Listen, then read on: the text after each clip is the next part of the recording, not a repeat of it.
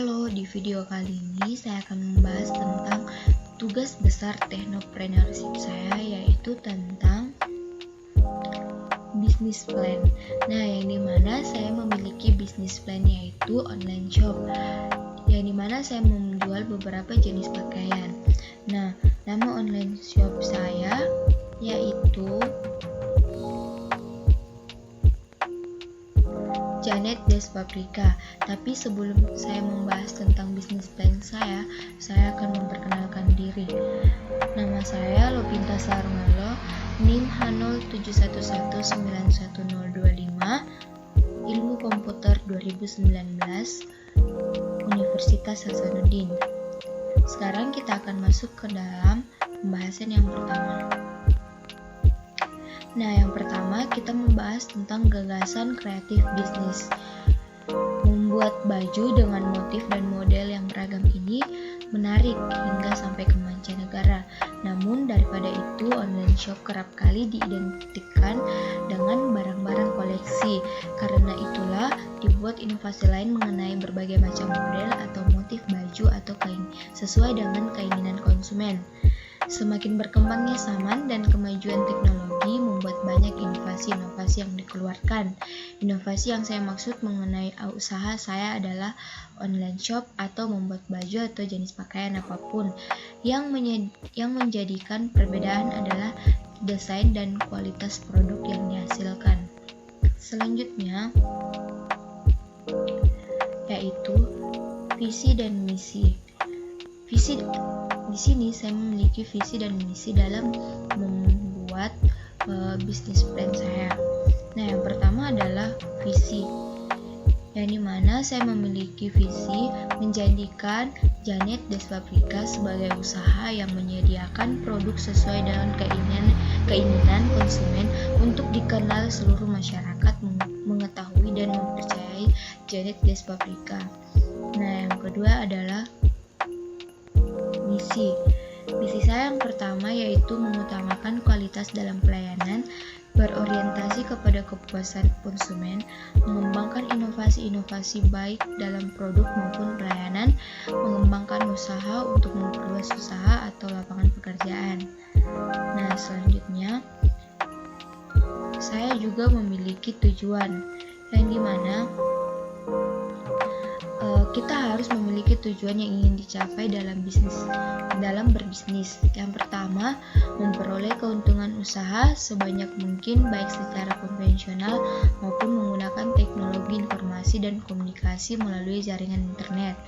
Yang kedua, menghasilkan produk yang unik, berkualitas tinggi sehingga menimbulkan kesan eksklusif karena jumlah produk yang terbatas untuk per itemnya.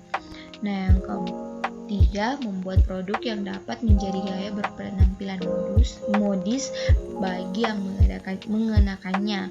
Nah, yang tujuan yang terakhir adalah membuat produk yang sesuai dengan keinginan atau pribadi konsumen.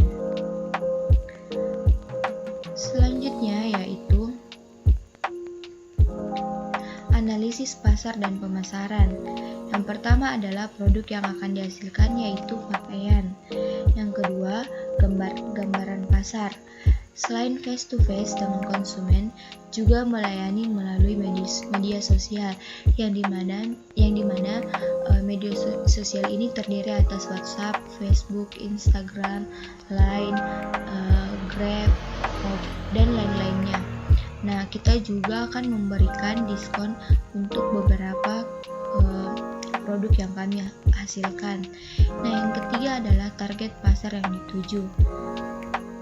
Target pasar yang dituju per individu, semua usia bisa, kalangan sosial menengah ke atas, dan adanya kemampuan daya beli. Nah, selanjutnya adalah strategi pemasaran.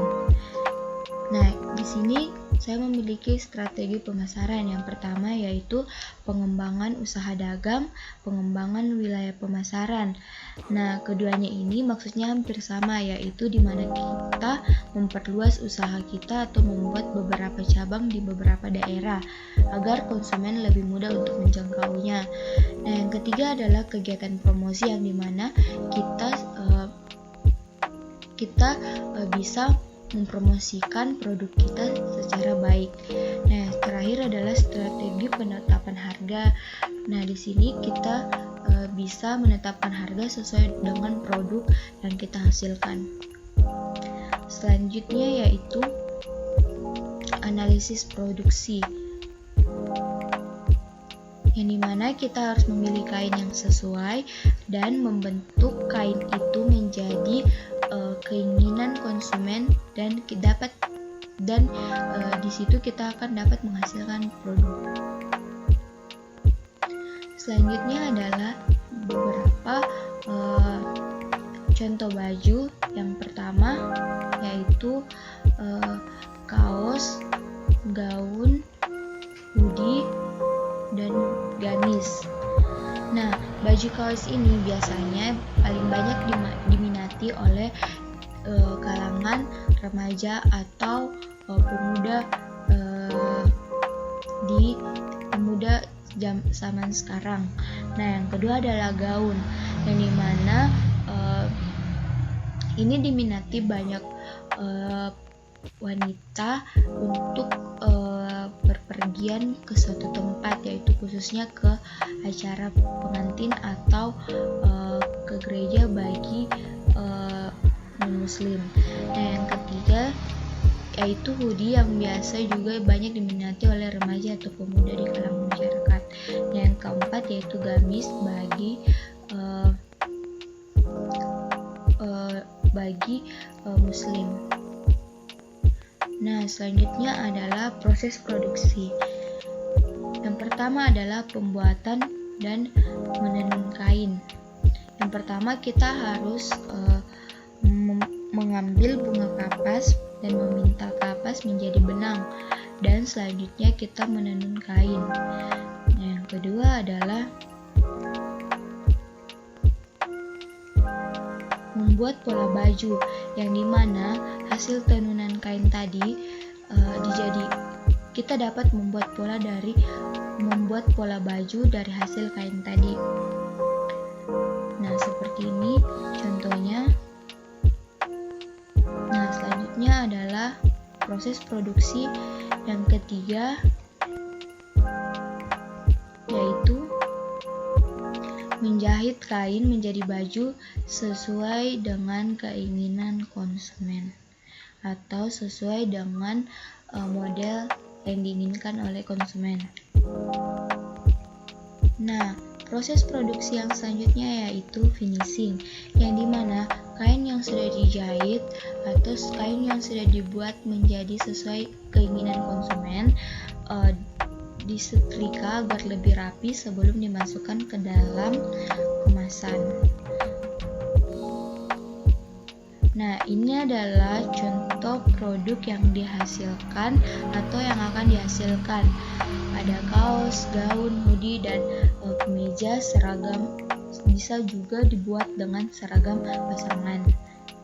Selanjutnya yaitu rencana pengembangan usaha. Yang pertama adalah strategi pemasaran, yang dimana mengenali konsumen, melakukan promosi, memilih lokasi yang strategis, menggunakan internet marketing, dan menjalin hubungan yang baik dengan konsumen. Yang kedua, strategi produksi, adanya kualitas dari proses produksi yang menghasilkan produk yang memuaskan dan ketelitian yang tinggi. Yang ketiga adalah strategi organisasi dan SDM atau pendekatan strategi pengelolaan karyawan yang komprehensif untuk mengidentifikasi, mengevaluasi, mengembangkan, dan mengalokasikan SDM yang bertalenta untuk membantu kegiatan pencapaian kinerja terbaik. Nah, yang terakhir adalah strategi keuangan, yang dimana kita harus membuat laporan arus kas, menghindari uang yang tersimpan di karyawan, melakukan cek struk secara berkala, dan membuat pembukuan dengan rapi. Selanjutnya yaitu analisis keuangan. Nah, di sini saya memiliki analisis keuangan yang dimana ada bahan baku dan bahan pendukung. Nah, bahan bakunya yaitu ada beberapa jenis kain. Nah, di sini ada totalnya semua jenis kain yaitu 380 juta rupiah. Nah, di sini saya juga memiliki atau membutuhkan bahan pendukung seperti mesin dan bahan pendukung lainnya seperti benang, jarum, papan setrika, gunting kain, dan setrika dan lain-lain.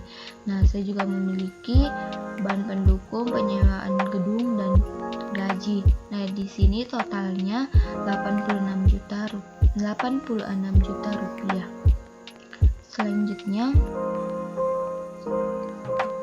analisis dampak dan risiko usaha. Yang pertama adalah dampak terhadap masyarakat sekitar, yang dimana ada dampak pemasaran, dampak produksi dan teknologi, dampak organisasi dan SDM. Nah, yang kedua, dampak terhadap lingkungan, yaitu dampak produksi dan teknologi, dampak limbah yang dihasilkan dari proses produksi. Nah, yang ketiga adalah analisis risiko usaha, adanya penipuan, kurang kepercayaan dari konsumen, proses produksi yang rumit, kain memiliki kekurangan, adanya kecacatan pada kain. Nah, yang keempat adalah antisipasi risiko usaha, dan dimana penerapan strategi pemasaran yang berkala, pemilihan kain yang berkualitas, strategi produksi yang tepat. Nah, selanjutnya adalah analisis lingkungan bisnis atau SWOT.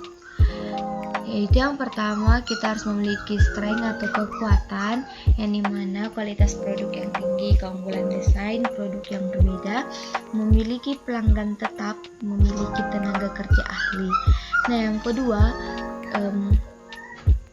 kita juga biasanya memiliki kelemahan atau weaknesses atau keterbatasan promosi, memerlukan jumlah modal yang besar, jalur akses dalam pengambilan bahan baku yang kurang memadai, kurangnya efisiensi waktu. Yang ketiga adalah peluang atau opportunities, yaitu loyalitas pelanggan terhadap produk, kemajuan teknologi, hubungan yang baik dengan pelanggan, mengikut sertakan masyarakat dalam proses produksi.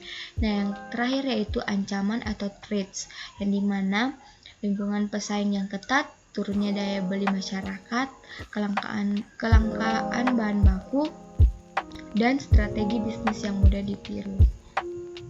Nah, demikian presentasi saya tentang bisnis plan saya.